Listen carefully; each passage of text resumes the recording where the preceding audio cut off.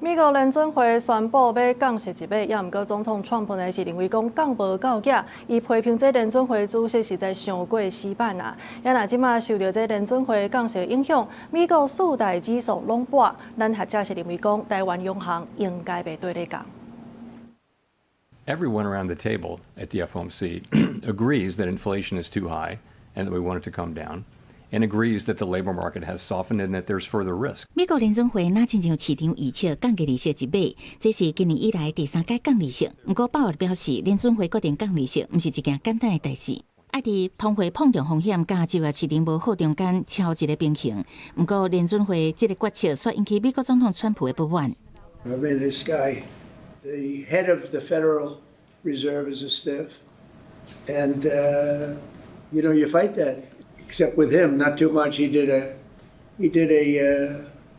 rather, I would say, a rather small number that could have been double, at least double. 联准会宣布降利息了后，美股四大指数收红，不过甲股文财报失利拖退11大股开悬走低，像台积电等 AI 概念股表现较软，盘中捌失守1500块大关，上价来到1480块，落20块。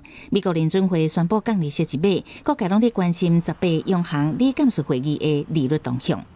央行现在呢，其实还是在打房哈，所以如果说这个时间降息，就有一点前后矛盾哈。所以说维持利率不变啊，维持信用管制啊，应该是这一次理监事会的一个主轴。市场预测央行会维持利率政策不变，除非 CPI 年成率比1.5%较低，才有可能改变。但是第7波信用管制措施敢会放量，恐惊原来会影响房市交易的热度。公司新闻采访报道。